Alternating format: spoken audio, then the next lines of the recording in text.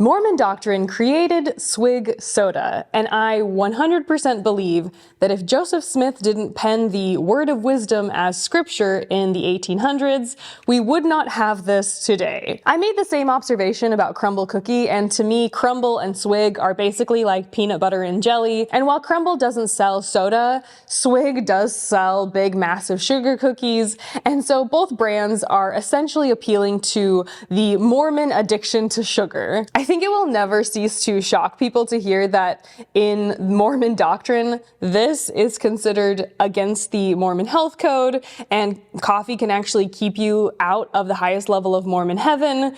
Meanwhile, a 44-ounce Diet Dr. Pepper is health code approved. I think of it as the Mormon version of a cocktail, you know, where you get a special drink with lots of interesting flavors and it comes in an interesting cup and you have it with your friends. Instead of having cocktails, Mormons have Swig. Swig usually comes with stuff like creamer, half and half. You could get some sort of flavor shot, coconut, vanilla.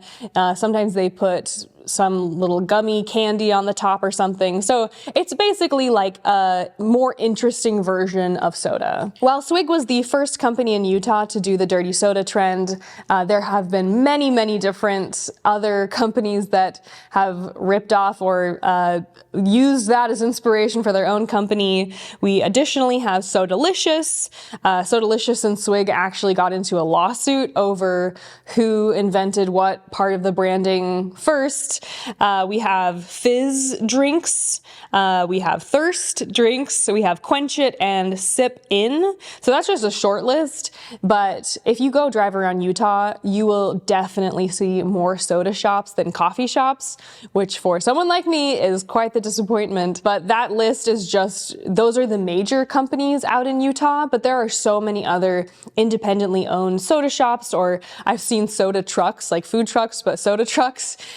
They are all over Utah. As I said, Swig was the original pioneer, no pun intended, in the Utah soda scene. It was started in 2010, and actually when I went to Brigham Young University, there was a Swig just off campus. So I went to the BYU location of Swig was the third ever location. Now I think they're getting toward 100 different locations, not even just in Utah. So I went to one of the first three locations when I was at BYU. They had cookies, they had soda. I didn't go often, but I had some friends who had caught the soda addiction bug. And so I would go with those friends to get soda every once in a while when I was Mormon. Swig was founded by Nicole Tanner and her husband and their family in St. George. The first two locations were in St. George, Utah. Nicole comes from a very, very Mormon family. She was the fifth of 8 children, and she went to BYU, Idaho. This is a photo of her from one of the profiles a magazine did about her. I'll read some of this article in a bit, but I thought it was funny that in this photo you can see she's wearing garments. So yeah, so she's pretty Mormon. The entire obsession with soda, dirty soda itself, is such an inherently Mormon obsession.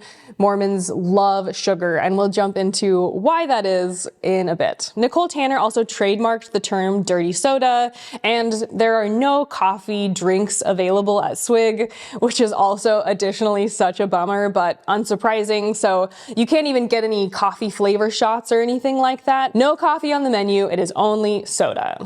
What's crazy is that while I was researching for this video, I discovered some very dark information about the founding of Swig, or one of the founders of Swig, and this truly was meant to be a fairly lighthearted video about Mormons' obsession with, you know, similar to my Crumble video, a lighthearted poke at Mormons' obsession with sugar and that it's kind of silly, they don't drink coffee.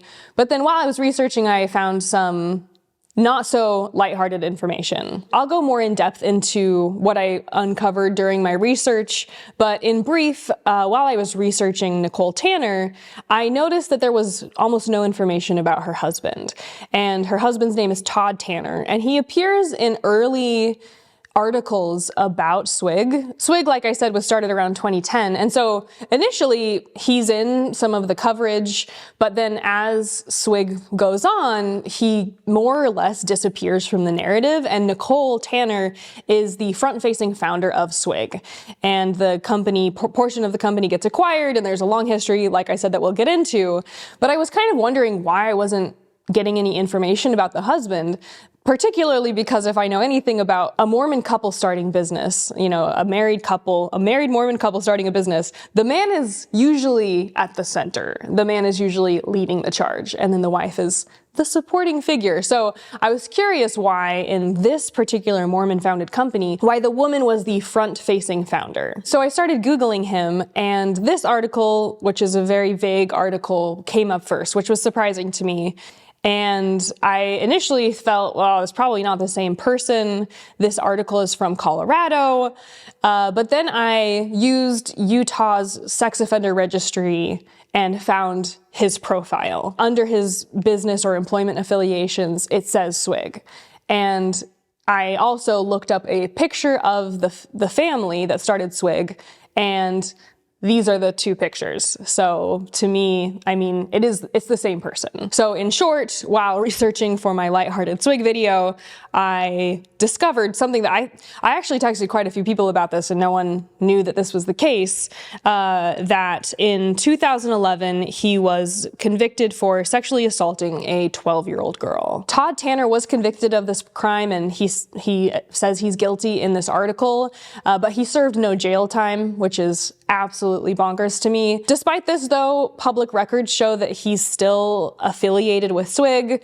This other report I found says that he's part of multiple Swig LLCs as of 2025, and so he still does seem to be financially benefiting from his participation and founding of Swig. So like I said, I'm still going to go through my outline. We'll talk about the health code, we'll talk about the Mormon obsession with sugar, I'll read the scriptures where Joseph Smith said coffee is of the devil, and I'll go more into the founding of Swig and explain more of the background of what I learned during my research. Like I said, I found this out at the end of my outline, so I'm going to still share what I've discovered, but I'll also explain the rest of the premise of the video, which is how Mormon Doctrine created Swig. Typically when I go to Swig, I get the Texas tab, but after discovering this information, I think I'm just gonna stick to my coffee. I mean, additionally, Swig is just really not good for you. In this article, she says, by the end of the first year, we had lines wrapping around the corner. That's when we realized that this crazy idea was actually working. And then later in the article, she says, for the second store, we immediately became busy because it was spring break and both stores had lines wrapped around the corner. And so in my experience, people who drink Swig, it's a similar need, like I want it, to tobacco or alcohol. It's a huge sugar rush, and sugar gets paired with caffeine for a lot of the options. And that image of a line wrapped around the parking lot is definitely my experience having driven past Swig locations. When I went to go buy this, I needed a cup for the thumbnail, so I was like, okay, I'll go get the Swig. But when I went to go get this, I probably had 10 cars behind me, waiting in line. And when I got to the line, it was already it was a long wait. And so I feel like sometimes I'm like, Swig, not even once. And I actively avoid dirty soda shops because I know people who, once they start drinking this dirty soda stuff, they literally drink it every day, sometimes multiple times a day. And anytime I see some substance that brings people to that behavior, I'm like, I kind of want to just actively avoid getting hooked by this trend or by this habit, because it's clearly something that as soon as you start partaking, it's hard to cut off. The only addiction I am comfortable with is my addiction to coffee. Everything else, I'm trying to keep it at arm's length. I also feel like the reason why it's so ridiculous to me to include Swig in the health code category of it's okay. So in the Word of Wisdom, it never says that you should watch out for sugar. And keep in mind, Joseph Smith wrote this in the 1800s. the food landscape back then was quite different. We didn't have ultra processed foods. We didn't have sugar on demand. We didn't have soda. And so I don't think, it was really top of mind for Joseph Smith to be thinking about putting sugar in the health code. But a lot of these drinks, you can see on their website the different calories listed. And a lot of them, if you get the largest size, this is the largest size they have, I feel like the European mind cannot comprehend the addiction to soda that Americans have. And that's similar to crumble cookies. Those cookies are like this big, and a lot of them are over 1,000 calories. And a lot of them, even if you get the smallest size, is 500, 600, 700 calories. And so the health risk to these types of snacks and beverages, it's not like they're healthy. I mean, I'm not trying to demonize having a treat. I think I enjoy a treat. Obviously, that's a human nature thing. But I think when you are having crumble cookies or Swig every day, it is something that's not going to be great for your health, simply put. A lot of people also who go to Swig get the diet drinks, so they'll get a 44-ounce drink, but it'll be diet, so no calories.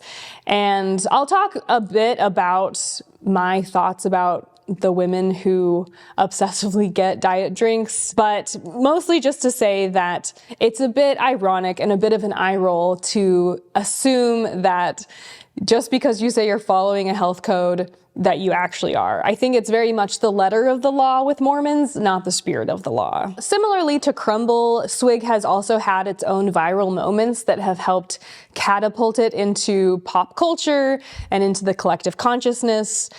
I feel like Swig, a girl in Utah with her blonde hair and her cute outfit and her Swig drink, are all part of the Utah mom aesthetic. Swig sells the Swig version of the Stanley thermos. And so it's just kind of part of the vibe that exists as part of the Utah girl aesthetic. We also saw this really play a part in Secret Lives of Mormon Wives, which was a very viral show. And you see them constantly going to Swig and getting their diet drinks, and they're so tiny. And one of the top comments I saw coming out of Secret Lives of Mormon Wives is, how do these women stay so tiny thin despite drinking an egregious amount of soda every day? One of the reasons is because most of them drink diet. But I think Secret Lives of Mormon Wives definitely played a role in catapulting Swig to become part of the mainstream collective consciousness.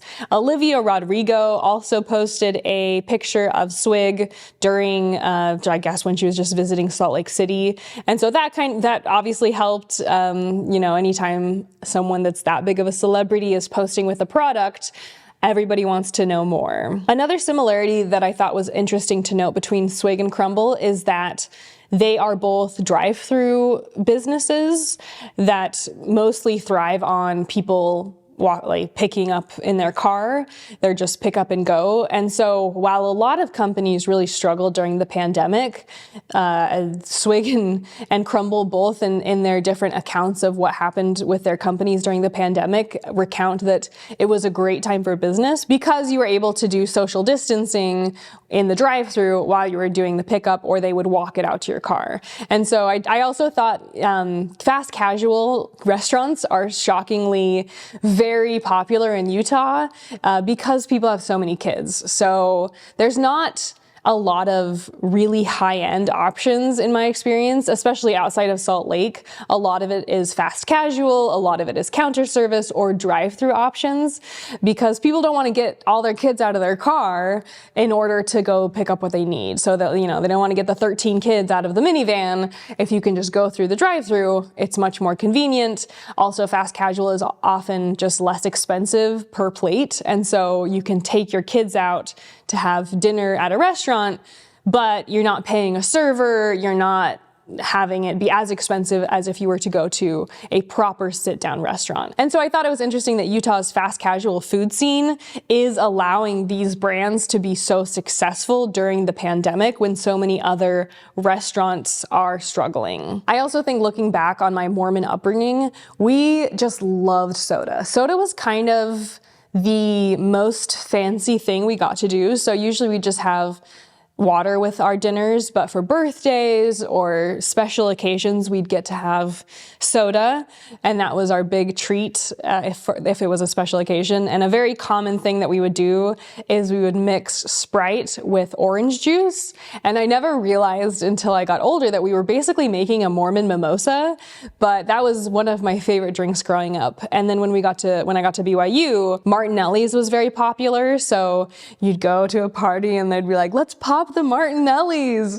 and then, you know, you still get the fancy experience, and then everyone would pass it around. So at the MTC, the night before we left the missionary training center to go to our missions, we bought a bottle of Martinellis and we popped it and passed it around and had a wild Mormon party as missionaries, enjoying our little Martinelli's drink. And so soda is, I think, just so central to Mormon celebrations, and typically it's soda and cookies, brownies, cake, some other baked good, maybe green jello that you can enjoy along with your soda. I think it was one of my favorite parts of leaving the church is realizing that soda compared to coffee and a nice glass of wine, soda is so inferior. You know, if you're having a steak dinner or some very nice meal and then you pair it with Sprite, it's just like it's like eating a little Twinkie while you have a nice meal. It's just, it pales in comparison to a really great glass of wine or like a little espresso at the end of dinner. It's just such an inferior experience. And so here we are again with Plato's allegory of the cave, where you're like, life's great in the cave, and then you go outside the cave and you're like, oh, this is living. I'm living now. Also, to be abundantly clear, they did not sponsor me to make this video. I do not think it would hit with their target audience if this Mormon brand was sponsoring me. But additionally, if you look at Google Trends, which I always love to do for these type of cultural research projects, Swig is the number one of all the 50 states. Swig is the number one search volume in Utah. Dirty soda is another one of all the 50 states. Utah is the second in search volume for the term dirty soda. Coffee, which is the evil drink, is against the word of wisdom, as I said, is number 47. So if you're in Utah, you have your eye out for the dirty soda shops, and the poor coffee shops do not get nearly as much love. Even the term soda, which is, you know, growing up when I lived in Montana, we'd call it pop. And then when I moved to Texas, everyone called it soda. And I was like, you guys are calling it the wrong thing. Soda, which is obviously a very broad term, Utah has the second highest search volume for soda. So, I mean, all of these things are just obviously building my argument and case that Mormons love soda. The only place that beats out Utah for the number one spot, where the search volume is the highest in America, in the United States, is Idaho. And if Utah is Mormon, then Idaho is more Mormon. Maybe not by percentage of population, but by how devout the people are there. And so I thought it was hilarious. Idaho and Utah and Arizona are known as the Mormon corridor, or Morador, as some people put it. So it's definitely the dark realm of where the church has the strongest influence. Before I jump more into how Mormon Doctrine created a viral soda brand, just a quick reminder to like this video, subscribe to my channel, consider checking out my Patreon. I have a new video this week. It's basically like my makeup routine and my hair routine, which is one of the things that people, based on comments, either hate my makeup and everything about me and think, you know, they're like, please stop doing your makeup that way. Or people are like, how did you do your hair? How did you do makeup? So, I mean, if you're one of the people in the latter group and you're interested in that topic, it's not my usual stuff, you know, it has really nothing to do with the Mormon Church. But if you want to see my whole routine, I put it into this video. It's over on Patreon if you want to check it out. So to explain a bit about Mormon culture, if there's one thing Mormons are good at, it's loopholes. Because, like I said, there are a lot of rules in the church. No tank tops, no piercings. I mean, they're kind of getting a little more lax on these things, but culturally it's still, you know, they say piercings are okay, but I have yet to see an active Mormon with a nose ring. And so there, especially historically, have been been a ton of rules you have to follow. The no coffee part is definitely still, there's no wiggle room on that. It's still part of the word of wisdom and still part of the set of expectations. And so in my opinion, anytime there's a religion where there are a lot of different little rules, it's going to, because of human nature, it's going to create a lot of loopholes, because people are going to try to engage in the behavior that their brain is pushing them to engage in, whether it's substances or sex or sexuality, whatever it is, the person will still engage in that behavior. They'll just do it in a more secretive way. They'll just do it in a way that is a loophole where they can have it, but also be following the letter of the law, but not the spirit of the law. And so I think that's why we get viral concepts like soaking, which I talked about in this video. I won't discuss it specifically here, which is essentially just, here's a way that you can engage in sexual behavior that doesn't involve having sex, even though it's still, in the case of soaking, it definitely still is. Speaking of soaking, I also recently saw this video. It says, when you're Mormon, but you want a tattoo, and she's shaking her while she's getting a tattoo, not literally, because that would obviously ruin the tattoo, but it's just the joke that as long as you're being shaken while participating in a sin, then God can't see. I just feel like there's so much commentary on how Mormons engage in this. It's basically like cognitive dissonance, that as long as they only sin in the specific way, or as long as they do the sin with adding different little elements, then suddenly it's no longer immoral. God no longer cares, and they can walk through life with a clean conscience. Even though from the outside we can see this and think like, you're obviously still just engaging in the behavior. Why not remove the religious brainwashing and just do what you want to do, rather than having this repressed way of going about living the life that you want? But I think that sodas are an example, a great example. Soda and cookies are a great example of Mormon loophole culture, because if the spirit of the law is to be healthy, then certainly 44-ounce Dr. Peppers and 1,000-calorie cookies are not in the spirit of the law of being a health-focused religion. It's a loophole. So it's a way to have a vice that doesn't force you to give up your tasty treats or your desire for some sort of nice little thing at the end of the day. I feel like if I had to sum up Secret Lives of Mormon Wives, it would be Mormon loophole culture on display, because we see things like ketamine therapy, which is technically okay, because according to the word of wisdom, if a doctor prescribes it, it's okay. And so we see them go to ketamine therapy, and a lot of people are like, so they have to wear religious underwear. Like, that's part of the religion, is covenanting with God to correctly wear your religious underwear. And yet they can do ketamine therapy and they can get laughing gas with their Botox. It's simply because if it's not written in the rules, there's a gray area of permissibility where it's like, well, it's, they never said anything about this specifically, so I can still do it. And so another one is the athleisure loophole. This is where, like I said, most worthy Mormon adults wear religious underwear called garments. And a common joke in Utah is that women are always just coming back from a workout or just headed to a workout, and they'll wear their cute Lululemon sets, some of which show their tummy or shoulders or whatever. And the reason that this is okay and a loophole is that you don't have to wear your garments while exercising. So if they're always just about to head to work out, or they just came back from a workout, then it allows them to not have to wear their garments for a longer portion of the day. And so that's why we see a lot of Utah women dressed in athletic clothes, because if it's exercise, they don't have to wear their garments. This is another, for Ballerina Farm, people were like, but she's wearing all of these dresses that show her shoulders. How is this okay according to the religion? And a common phrase in the church is the ox is in the mire, which comes from the Bible. It's basically like Jesus apparently was saying that they had to help the ox in the mire on the Sabbath, even though, so he's saying, hey, like, currently in this situation, the ox needs help whether it's Sunday or not.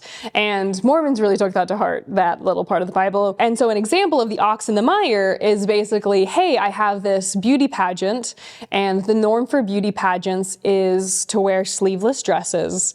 And because I'm competing and this is part of my public image, it's kind of part of my job. Like, Mormons can have employment that requires them to work on Sunday. It's discouraged, but you're not going to get penalized for it. And so the ox in the mire phrase is basically like the loophole opportunity, because it's like, well, if I have to, but this if I have to or necessity point of view ends up overtaking more and more of the rules, to the point that now I feel like people are so loosey-goosey with the rules that I think the leadership of the church is probably like, we don't know what to do about this. Another loophole that's famous in Mormon folklore is the Vegas wedding. And I heard this at BYU, I heard this growing up, and the lore is that there are Mormons who really want to do the deed, and they go to Vegas. So if you have sex before marriage, that's breaking the law of chastity. But if you're married, it's not breaking the law of chastity. So the rumor was that sometimes people would go to Vegas for a weekend, and they'd go to Vegas and they'd get married and they'd have sex, and then they'd annul the wedding, they would divorce, or whatever the technical term for that would be, and then they'd go back to BYU, divorced, single, and God would be okay with it, because as long as you're married, you can do whatever you want. And so that was another common folkloric story I would hear growing up and at BYU, is that they would use getting married in Vegas as a loophole to have guilt-free sex. I also think that all religions have a version of this, because all religions have humans, and this is just human nature.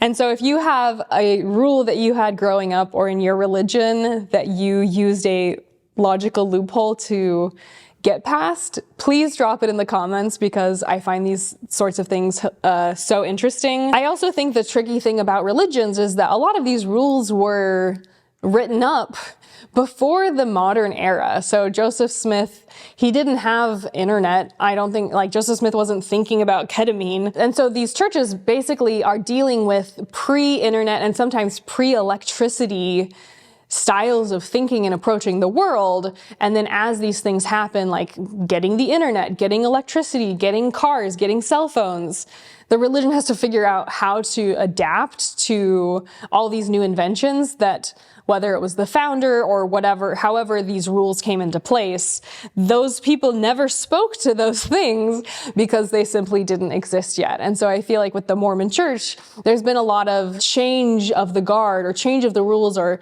just trying to figure out how to adapt to the modern world over time. I think the best example of this is For the Strength of Youth. This is probably for nerds only who really want to go down the Mormon rabbit hole, but and I'll link below. If you go through and read all the different versions of the For the Strength of Youth pamphlet, which includes the rules for youth, the level of rules changes significantly over time. Whether it's the modesty section or the dating section, I think it really shows that even though as a Mormon, I was taught that my religion was eternal and that everything I was doing was from the prophets and God is the same today, yesterday, and forever, that the church has really changed with culture. The frustrating thing is that when I was taught rules, I wasn't taught, well, this is the current cultural expectation for you. I was taught, these are God's laws for you. And so when you discover that this isn't just, a suggestion, this isn't just something that, hey, like, you're growing up in the early 2000s, here's what we have to say for you in your time. No, it was God doesn't want to see your shoulders, and this is his law with a capital L. And so I think that seeing these changes over time, to me, illustrates first that this is a religion made up by men, and humans, not by God, who is this apparent, I don't believe in God, but this is certainly not, these doctrines and teachings and the For the Strength of Youth pamphlet or whatever, they're not the same yesterday, today, and forever. They change constantly. Additionally, for me, it's just that if your religion is really focused on the letter of the law and not the spirit of the law, I have a hard time believing that it's a very spiritually fulfilling place to be. Because ultimately, I think if you're just obsessing about all the little rules you have to follow and not focused on your relationship with your spirituality or a higher power, it seems like a pretty spiritually bankrupt place to be. And I feel like that's how it felt for me to be Mormon, is trying so carefully to follow all these rules, whether it's R-rated movies or not. In my family, we didn't even have caffeine with our soda, which we'll also talk about in a bit. That change, another change. But so much of my brain was caught up in the rule following and not nearly as much caught up in my relationship with God. And I would say I viewed following the rules as a way for me to have a relationship with God, not that the relationship with God came first. So spirit of the law, letter of the law, like I said. So that brings us to the king of all Mormon loopholes, in my opinion, which is sugar and the coffee situation. So I still have my original scriptures from back when I was Mormon. This is the Doctrine and Covenants, which is the scriptures about the founding of the Mormon Church, and it's put in a book with the New Testament, Old Testament, and Book of Mormon, and Pearl of Great Price. So the word coffee never appears in the Doctrine and Covenants. It actually just says, hot drinks are not for the body or belly, and off to the side I wrote coffee and tea.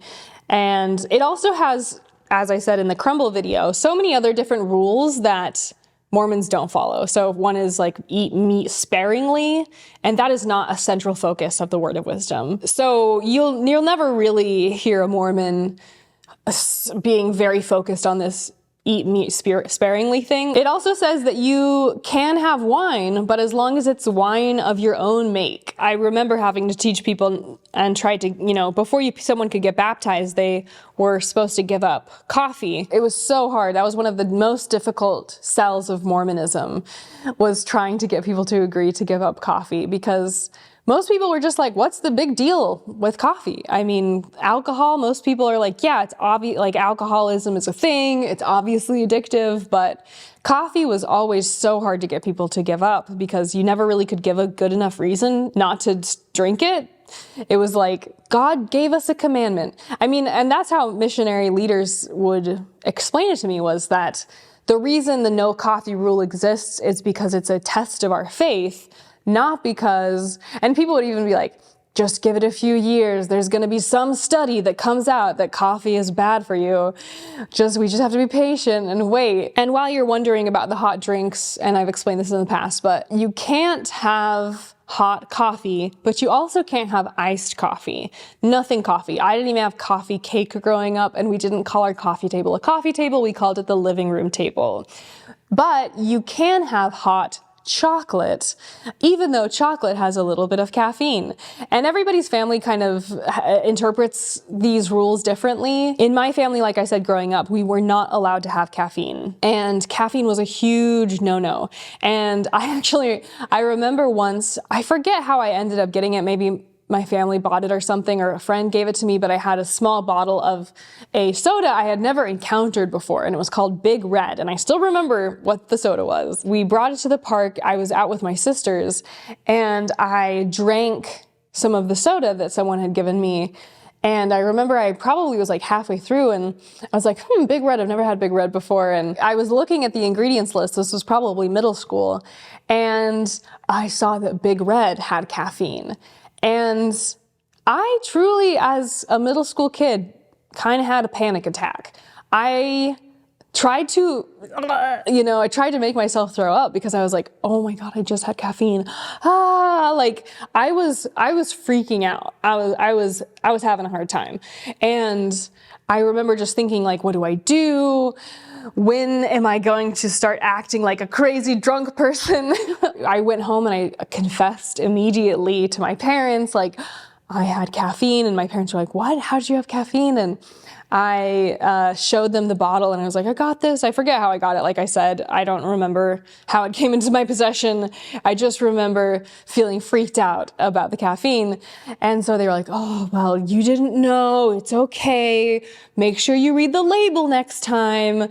And it was like this whole big thing. And I ended up feeling like absolved of my guilt because my parents said it was okay. But I just remember I truly had a panic attack from drinking caffeine when I was Mormon, which is why it was so crazy that now caffeine is okay. BYU though, don't let anybody ever gaslight you into thinking that caffeine was okay for Mormons, because BYU did not have caffeine on campus till 2017, which was after I graduated. So I made it through my entire college years, more or less, with no caffeine.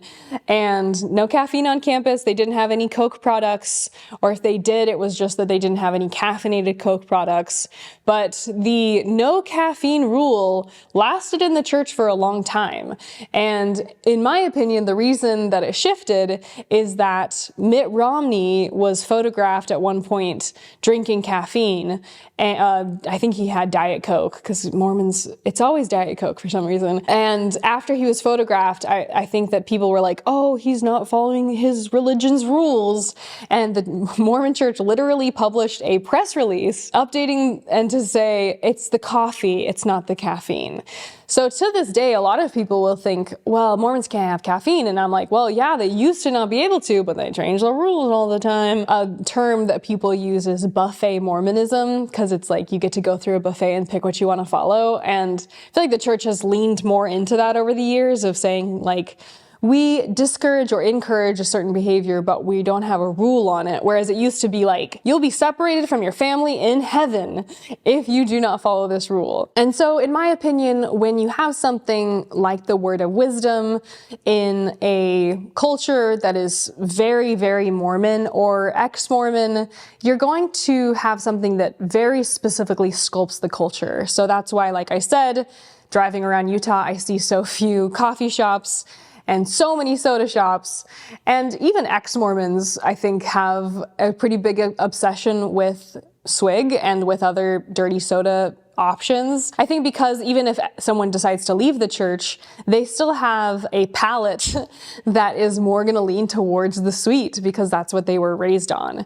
And that's where the nostalgia is. And so I think that that's why even if people leave the church, they're still going to potentially love dirty soda because they have such a long-standing love of sugar. And I also think, to me, no conversation about Swig would be complete without talking about how it contributes to Utah diet culture. In my opinion, Utah does have a big problem with eating disorders for women and girls. I think any culture that is heavily patriarchal, that is very focused on image for women, that a woman's role, even her divine role, is to be beautiful, is going to have unhealthy habits when it comes to weight and diet. And I don't think this is a Mormon thing. I think it's a religious thing. I think it's a patriarchal thing. I think it's when you're raised to believe your beauty is one of your most important characteristics, you're going to be really focused on your body and what you look like. And there are a lot of interesting articles I suggest reading. This also goes in with the beauty treatment aspect of how Mormons are very obsessed with getting beauty treatments and getting surgeries and the lip filler and the extensions and the never-ending list of all the things you have to do to even be entry-level beautiful. But I think that the reason something like dirty soda is so common in Utah is that it's very possible to get a 44-ounce diet drink that gives you caffeine, so you have a lot of energy. It's Word of Wisdom approved, and it has 0 calories. And so it's basically a way to feel like you've had a meal and have an energy boost without having any calories at all. In the last 12 months on Google Trends, the term eating disorder is number 4 for Utah. Some lists put Utah as the number 1 place for eating disorders, or like the state that has the most eating disorders. It's so hard to quantify some of these types of very secretive behaviors purely because they are things that people don't talk about. And so that's why I feel like it is important to me to discuss. I mean, even Secret Lives of Mormon Wives, a lot of them lost a crazy amount of weight and they were already quite thin in season 1. And I just think that it's quite alarming to see this shown as very positive behavior. Well, I don't know that it's being shown as positive. Like, I don't think they're showing eating disorders as positive behavior, but I do think when young girls see impossibly thin women, that's what they aspire to. And often the way that manifests is through eating disorders. And I think it's just an important element to talk about when it comes to diet drinks and diet soda culture, is that hidden within it is a desire to get the energy, get the hydration, but not eat a single calorie. I wanted to move now into the founding of Swig. I thought it was interesting because I just recently did the crumble video, because I was able to mentally kind of compare and contrast the social presence of the founders of Crumble versus the founders of Swig. So Crumble, we have these two founders. I'll put their profiles here. Both fairly active on social media, but from what I could find, I couldn't find any social profile for Nicole Tanner on Instagram at all. She has a LinkedIn profile, but no Instagram profile. And I thought that was interesting purely because Mormons love Instagram. Instagram is the Mormon stronghold. I think TikTok is definitely discouraged, and Facebook is for older people. I think that's the perception amongst younger Mormons is that Instagram is basically the place to be, maybe Snapchat as well. But if there's one place I think that it's easy to find someone's Mormonness, it's their Instagram page. As I said, the first Swig store opened in St. George in 2010, and by 2017, they partnered with a group called Savory Fund, which seems to be a fund that finds independent operators of restaurants and then helps them scale their business, open multiple or more locations. And Savory Fund is owned by these people. These are the CEOs. It's a wife and husband duo. I went to their social profiles. They have photos in front of the temple. So this is also, they also say they're the largest restaurant management group in Utah, also very Mormon. The list of restaurants these people have some level of partnership in is such a big, like, these people are very wealthy, and they have their hands in many pots. So it seems that as of 2017, Nicole Tanner decided to partner with these people to help her scale and grow. The Savory website lists that there are 96 corporate and franchise locations of Swig and 35 coming soon. So they've definitely scaled very quickly from that first shop in 2010. I also think that this is very common, and I think another common question I get is why Mormons seem so rich. And I do think that members of the church are very trusting of each other. So a lot of people, if they choose to do business, they, in my opinion, seem to want to do business with other active members of the church. Similarly to why, as a kid, I was not allowed to have sleepovers at anyone's house unless they were Mormon, because it's in Mormon culture like this immediate gut check of, okay, you're active in the church, so I inherently trust you. I think that's why Mormons are so successful in business, is because they often partner with each other, and the contracts or negotiations are, these things are usually going to go for the Mormon founder or Mormon owner first. They prefer to work with other members rather than an outsider who they might not trust as much. This is also why Utah is the scam capital of the world, though, is that you can't just trust someone simply because they're a member of this church or any organization. You just shouldn't just trust anyone inherently. I think this is another reason why it's so difficult to leave the church, especially in Utah. Even my husband experienced this to some extent because he had already had a multi-year career in Utah, and most of his business contacts or people he knew within his job were Mormons, and his boss was his elders quorum president position within the local congregation. And so it just means that for people who are members to leave the church while staying in Utah, you may very well experience that it's more difficult to get a job, it's more difficult to get funding for your business idea, it's more difficult socially because people just want to associate and be friends with and let their kids have sleepovers with other members. And so it's getting better, I think, because more and more people are leaving the church. But I do think that that's why so many people choose to stay, even if they're PMO, physically in, mentally out, because there are, like, every single aspect of your life is pointing you towards staying involved in the church and not leaving and burning it all down. And so for Swig, the next big moment happens in 2022.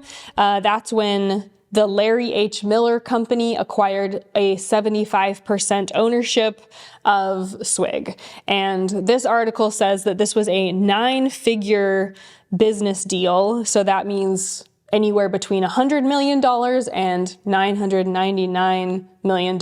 So this was a very pricey acquisition, and Larry H. Miller is now the primary, the largest stakeholder in this private company. If you're Mormon, you're gonna know the Larry H. Miller Company. They also helped with the Joseph Smith papers. They're big donors to the church. They obviously chose to purchase one of the most Mormon brands in Utah. And so the Larry H. Miller Company, you can read a lot about them, but they just have very deep roots in the church, and they've used a lot of their money to support different projects within the church. It also says in this article that they have 420 total franchise units sold. So that means that even though the current website says that there's 96 franchise locations operating, they've sold many, many more and are bringing them online. So Swig is similarly to Crumble. Their secret to their growth in many ways, in my opinion, is that Mormons want to open franchises for them because it's a Mormon brand, no coffee, it has a lot of Mormon buzz, it's popular in Utah, so if someone moves to wherever, Michigan, they want to bring the Mormon brand or the Mormon vibe to Michigan. So I think that's why Mormon franchisors have this secret sauce when it comes to growing across the country, is that as Mormons go from point A to point B or different states, if they're going to open a franchise, which Mormons love opening businesses, then they're going to want to start with a Mormon company. This is also why MLMs flourish in and amongst Mormons, because they trust the Mormon company first. So that brings us back to what I shared about at the beginning with Todd Tanner. As I was researching the Savory company and the CEOs, there were a couple instances where, this is the main screenshot, where they refer to the man and the woman as co-owners, but the man's face is always first. And that just felt so Mormon to me, that they're co-owners, and yet in all, in the marketing materials and on the website, the man's face is always coming first. And in their previous company, which was called 4 Foods Group, this is the screenshot of the page, the man on the banner photo is the center.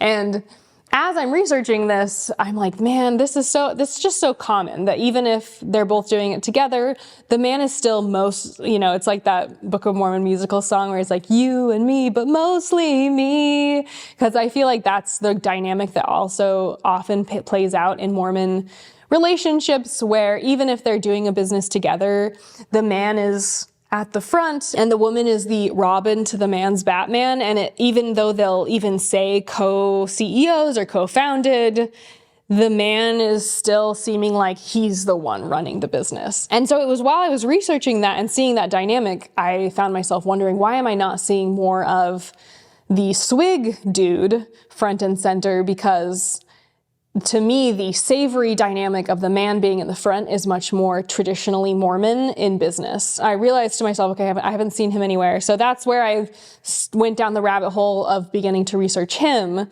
And when I initially found this article, which I'll link below if you want to go read through it, the court reporter, the person who wrote this article, recounts some of what the girl shares. So the crime happened purportedly in 2000. And then he was convicted in 2011. And so by that point, she was an adult.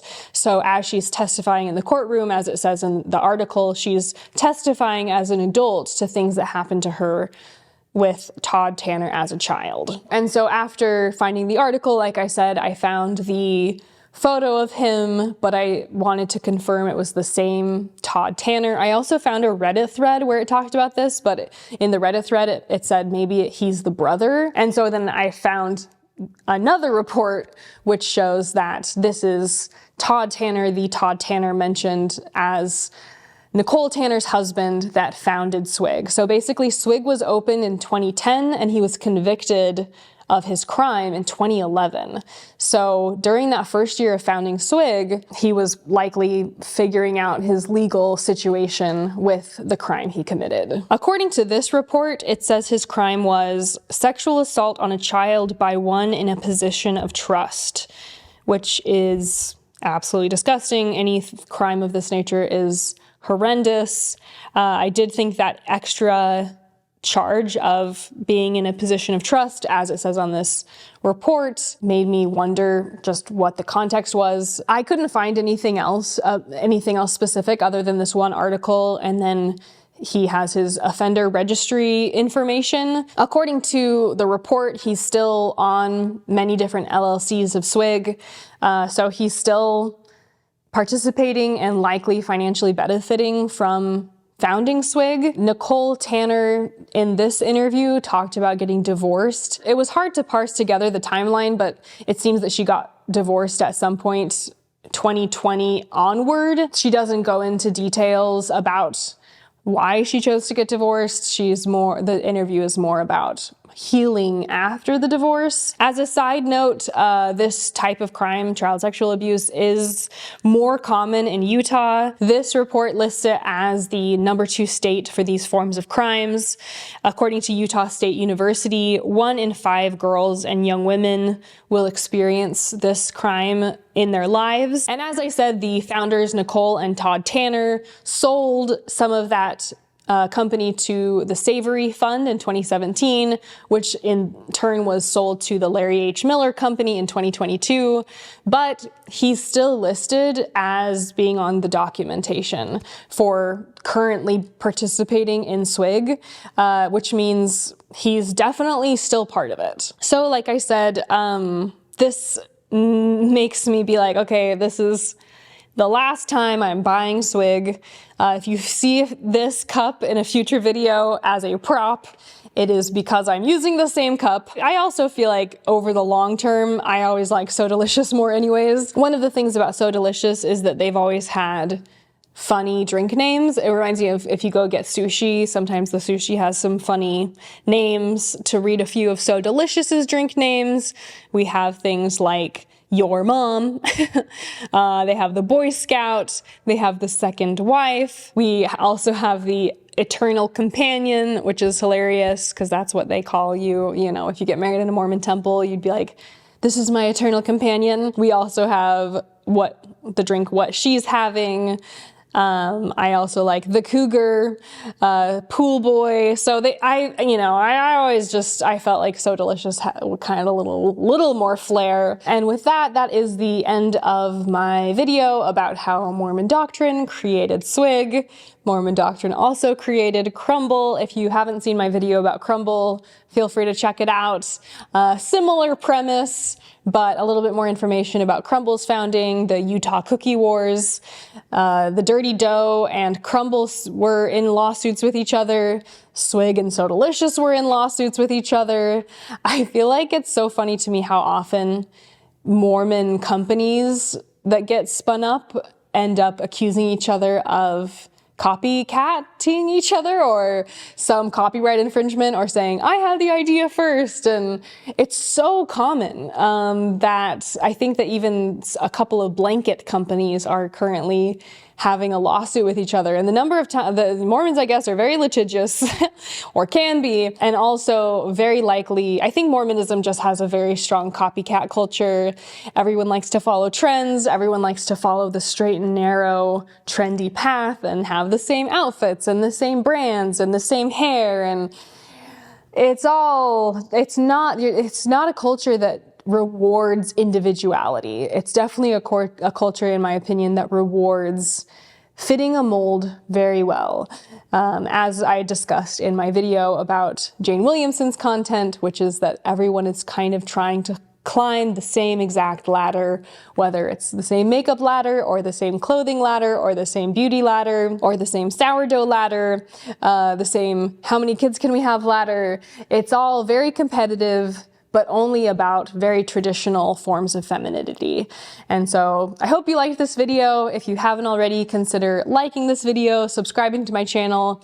If you want to check out my Patreon video, it's not my normal thing, but I figured I would make the video in case for the people who have asked the question. And so consider checking that out if you want to see it. Thank you so much for watching, and as always, I will see you all next week.